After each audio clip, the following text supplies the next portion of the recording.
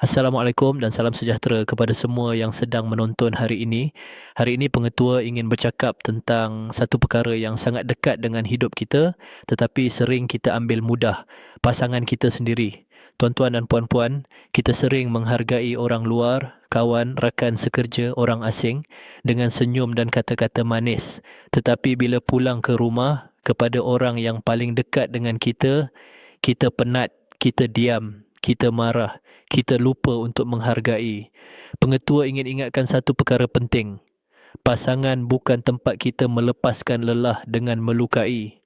Pasangan adalah orang yang memilih untuk hidup bersama kita dalam susah dan senang. Mereka bukan sempurna. Kita juga bukan sempurna. Tetapi perkahwinan bukan tentang kesempurnaan, ia tentang penghargaan. Tuan-tuan dan puan-puan, banyak rumah tangga retak bukan kerana kecurangan, bukan kerana orang ketiga, tetapi kerana rasa tidak dihargai. Ayat yang jarang kita ucapkan. Terima kasih. Aku hargai usaha awak. Aku tahu awak penat. Aku bangga dengan awak. Ayat-ayat ini nampak kecil tetapi ia menyelamatkan banyak hubungan.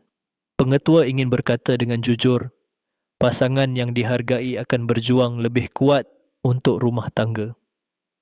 Bila pasangan rasa dihargai, mereka lebih sabar, lebih setia, lebih sanggup bertahan, lebih sanggup berkorban.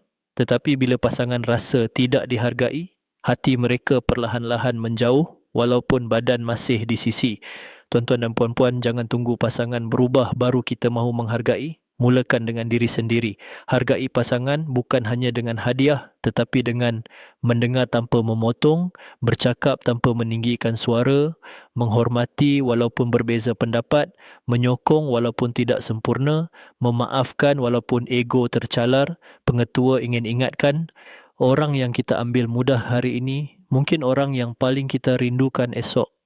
Jangan tunggu pasangan letih, jangan tunggu pasangan tawar hati, jangan tunggu pasangan berubah menjadi dingin.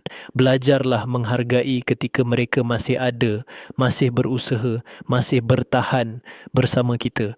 Tuan-tuan dan puan-puan, perkahwinan bukan tentang siapa paling betul, tetapi siapa paling sanggup menjaga hati.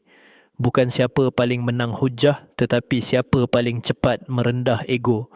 Pengetua ingin tinggalkan satu ayat untuk kita semua renungkan. Pasangan bukan untuk diuji kesabarannya setiap hari, tetapi untuk dijaga perasaannya setiap hari.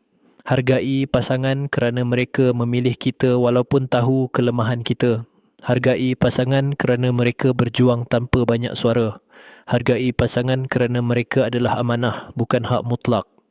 Dan sebelum pengetua akhiri, jika video ini bermanfaat, jangan lupa subscribe channel Pengetua supaya lebih ramai masyarakat belajar tentang penghargaan, kasih sayang dan ketenangan rumah tangga. Terima kasih semua. Belajarlah hargai pasangan kerana disitulah bermulanya bahagia yang sebenar.